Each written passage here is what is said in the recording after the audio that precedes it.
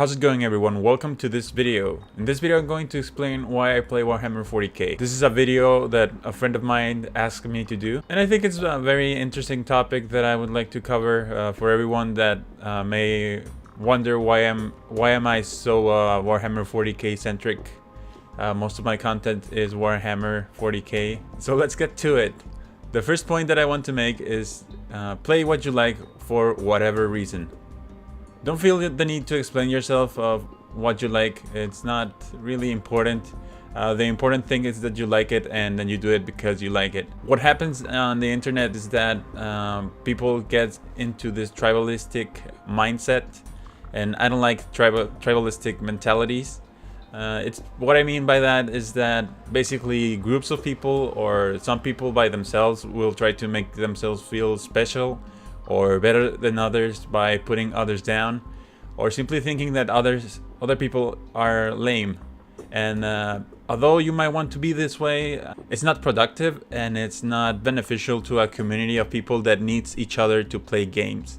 Because let's face it, people need to put a lot of effort into building their armies, constructing a narrative, and driving to a local game store to play, which for most of us is sometimes far away. You can see this happen more often in communities where people don't really put an effort to be part of a community. Like, video games are readily available, so people can be douchebags when playing video games, and that's fine if you want to be that way. I don't mean to control what you think or what you do. It's just my opinion that it's not productive. So I'm a little bit older now. I sometimes do engage in that kind of thinking, and most people do it. But whenever I identify it, I like to be a little more skeptical about myself and just tone it down, because it's not productive. It's not good. I noticed this has been happening on the internet, like way out of proportion, because people are anonymous. And people like to put other people's down, including in our Facebook pages. So just don't mind them. Have a little bit more confidence on what you like, and don't feel the need to explain yourself. And also, don't take trolls seriously. Also, this is not a problem exclusively from our community. It happens in any group of people. And it's really a problem about our psychology or our humanity or something like that. So I'm going to start by talking about the merits of Warhammer 40k. For me, it's the narrative and it's the storytelling of the game, where the game is not very, let's say, balanced, and random things happen all the time, and you always leave a game feeling like something epic really happened and you feel good about yourself. For me, it comes down to that.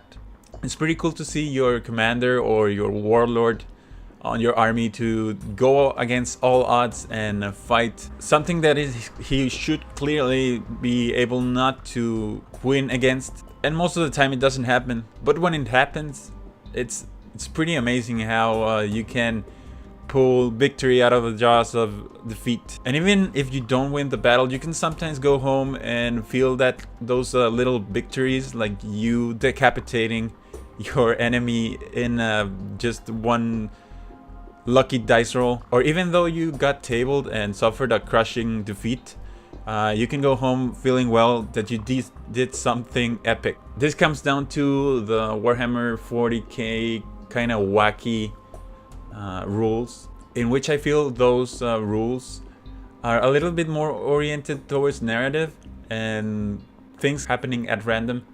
And that's pretty cool to see. And pretty much I like to play games that are a little bit more random and more chaotic, in which things happen that you don't expect, just as playing Dungeons and Dragons or any other games that we like. This is, on a visceral level, what I can say to you that I like about the game. It doesn't mean that other games don't have it. Now, exploring the game a little bit further, I would like to talk about how I got into Warhammer 40k. And this was by just knowing Lord of the Rings.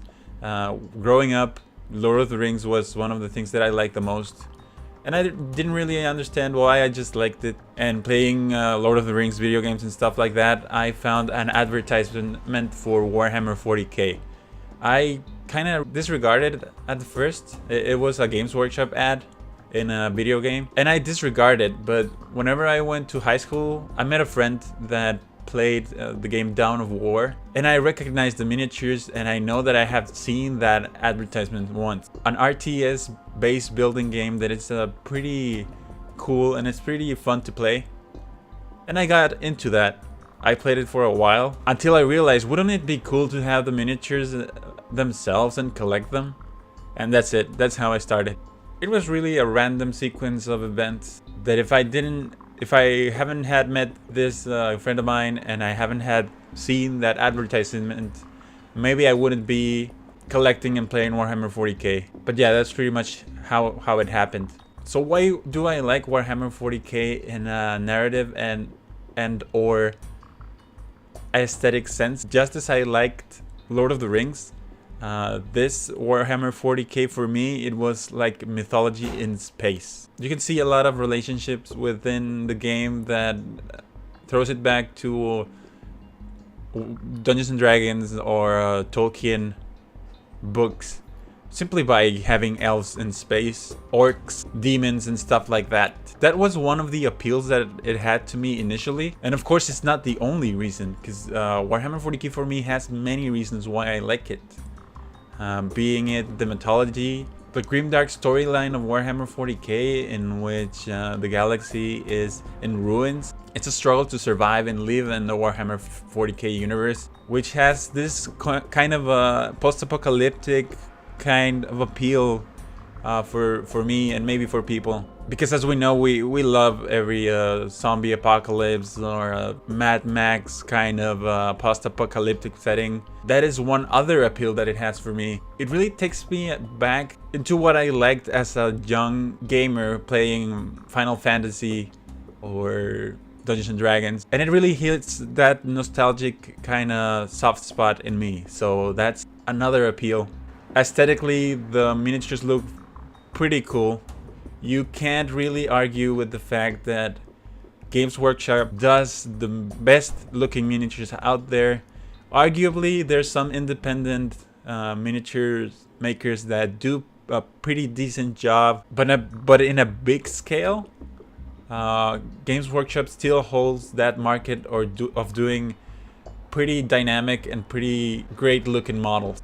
I like the skulls, I like the power armor, I like the beefy guns, and pretty much ridiculous chainswords. Warhammer always has had this little gimmick of being over the top and downright ridiculous sometimes. It has recently been washing that out a little bit.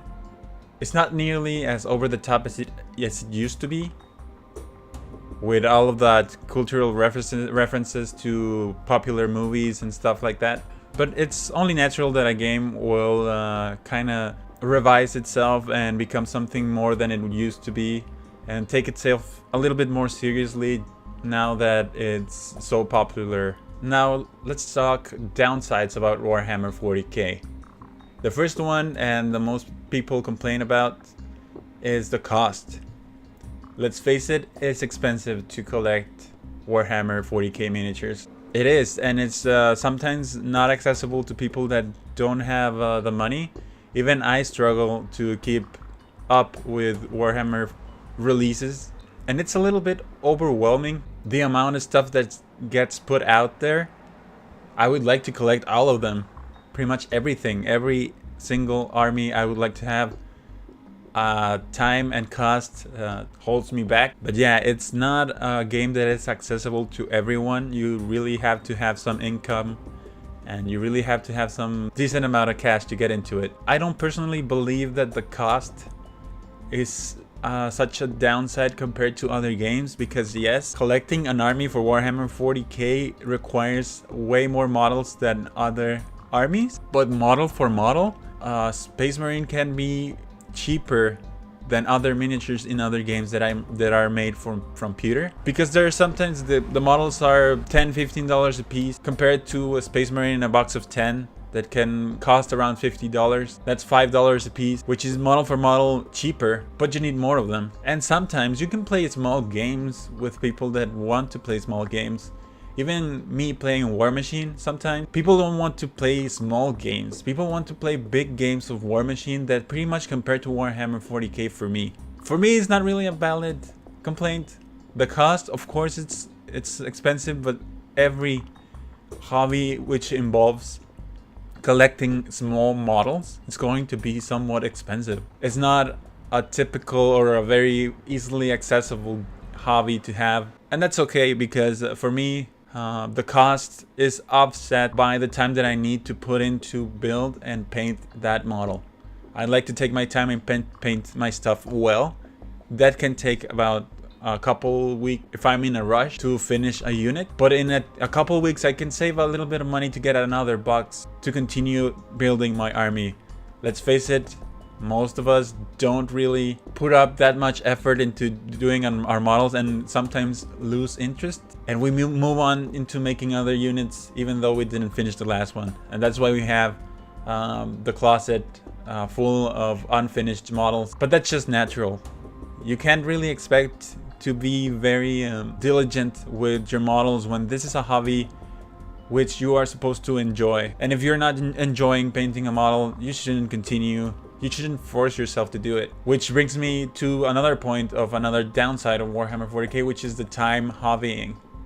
You have to spend a lot of time building an army, because Warhammer 40k armies are big, and we like big battles on the tabletop. The time it takes us to save up the money to buy them, and putting them together, and at least giving the whole army a base coat so that it looks a color, it's time consuming, and it's not very accessible as just buying a game from Steam, war game on Steam, which you pretty much just press play and it starts. Warhammer 40k takes some effort to get that epic looking army that you would like to put on the tabletop. Compared to other games that are smaller, maybe you can just buy a battle box of 5 models in, let's say, Infinity, and you can start playing games that are pretty decent and pretty long. That's another downside of Warhammer 40k, which for me, it's worth it. It's worth it to take the time to build the army slowly, then really jumping into the action. I'm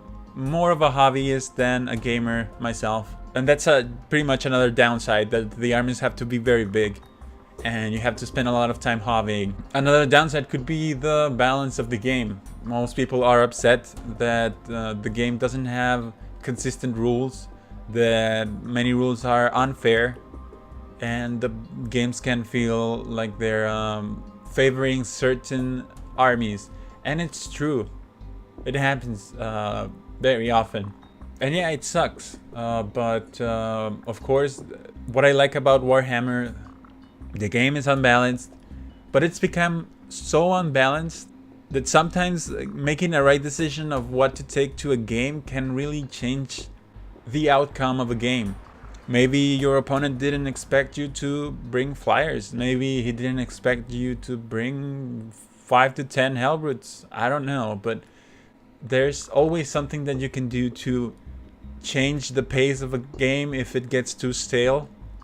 And narratively, it looks awesome. And this brings me to the last point that I want to make of a downside of Warhammer 40k, which is playing with douchebags. This happens in any other game, not just Warhammer 40k, but there's a lot of people that just play the best units of the best armies, and they try to beat you into a pulp, and they think that that's fun.